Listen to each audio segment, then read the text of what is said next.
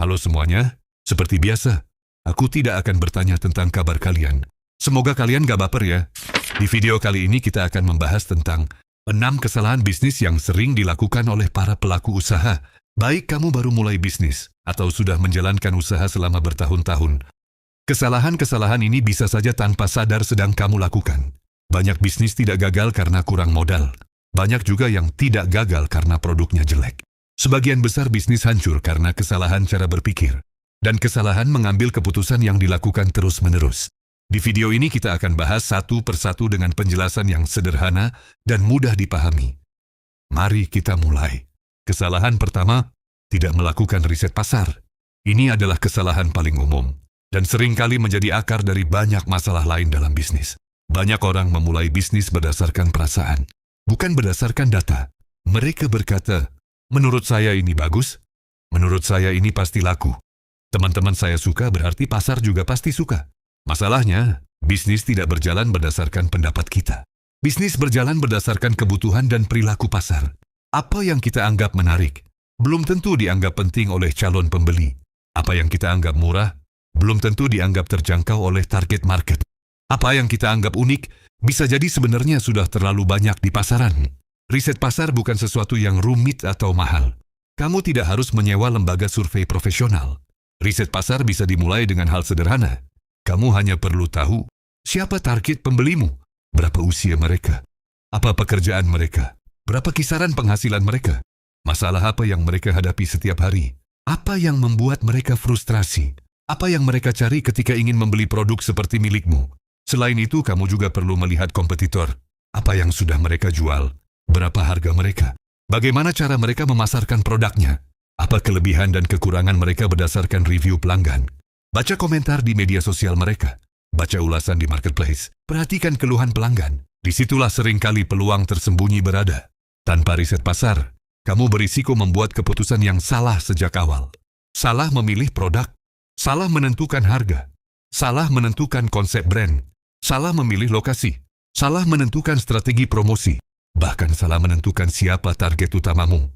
Dan yang lebih berbahaya, kamu mungkin tidak sadar bahwa kamu sedang salah arah. Misalnya, kamu menjual produk premium, tapi kamu memasarkan ke audiens yang sensitif terhadap harga.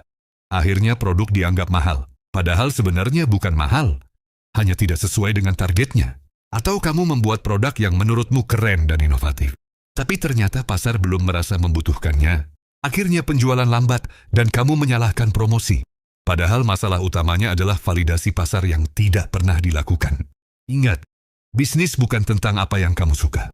Bisnis bukan tentang membuktikan bahwa idemu hebat. Bisnis tentang memecahkan masalah orang lain. Semakin besar masalah yang bisa kamu selesaikan, semakin besar peluang bisnismu untuk berhasil. Sebelum mengeluarkan modal besar, uji dulu dalam skala kecil.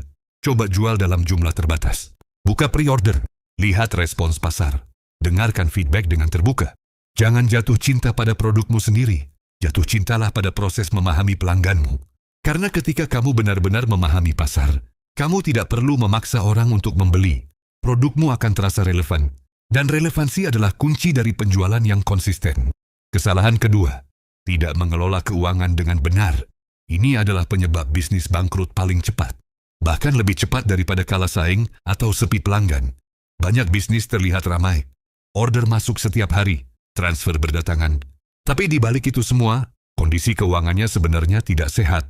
Banyak pelaku usaha tidak mencatat pemasukan dan pengeluaran, mencampur uang pribadi dan uang bisnis, mengambil uang kas seenaknya, tidak tahu berapa keuntungan sebenarnya.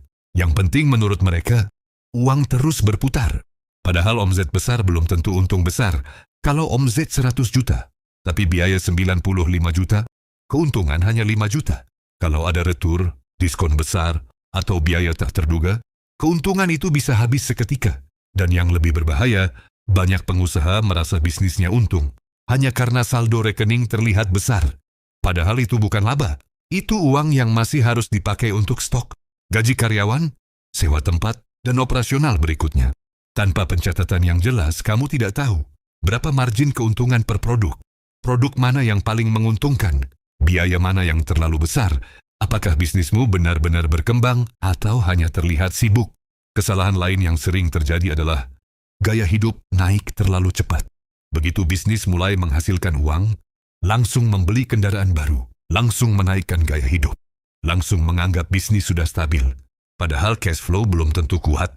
Arus kas adalah nyawa bisnis. Bisnis bisa untung di atas kertas, tapi kalau arus kas macet, bisnis tetap bisa kolaps. Misalnya, kamu punya banyak piutang, penjualan banyak tapi pembayaran lambat. Sementara kamu harus bayar supplier dan gaji tepat waktu. Kalau tidak dikelola dengan baik, kamu akan kekurangan uang tunai meskipun terlihat laris.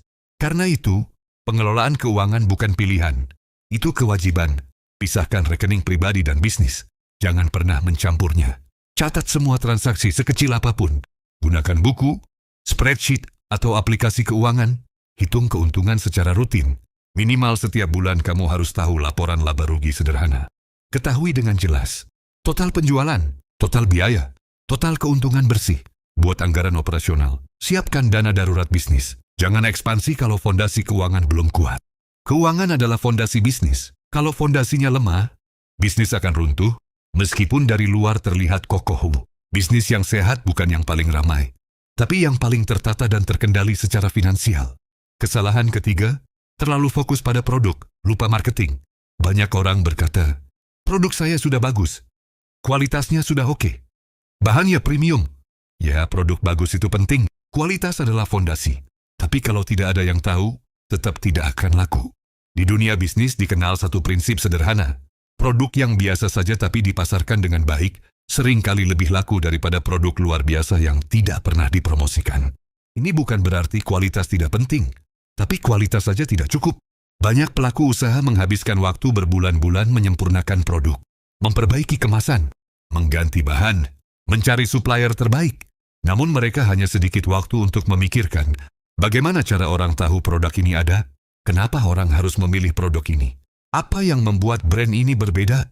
Marketing bukan hanya soal iklan berbayar. Marketing bukan hanya soal posting setiap hari.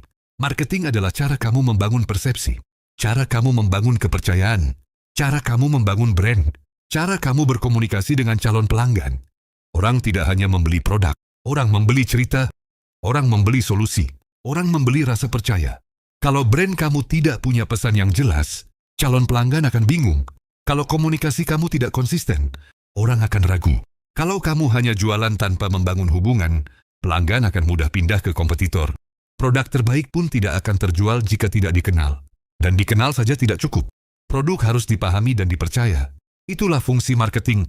Marketing membantu orang memahami produk ini untuk siapa, masalah apa yang diselesaikan, kenapa harganya seperti itu, kenapa brand ini layak dipercaya. Tanpa strategi marketing, bisnis akan berjalan lambat. Penjualan tidak stabil. Mengandalkan diskon untuk menarik pembeli, bergantung pada keberuntungan. Mulailah belajar dasar pemasaran. Pelajari siapa target marketmu. Gunakan bahasa yang sesuai dengan mereka. Bangun identitas brand yang konsisten. Gunakan media sosial dengan strategi, bukan asal posting. Buat konten yang memberi nilai. Bukan hanya konten jualan. Bangun kehadiran yang membuat orang ingat. Bangun citra yang membuat orang percaya. Marketing bukan biaya yang harus dihemat. Marketing adalah investasi untuk pertumbuhan. Tanpa marketing, produkmu hanya akan menjadi rahasia yang tidak pernah ditemukan pasar.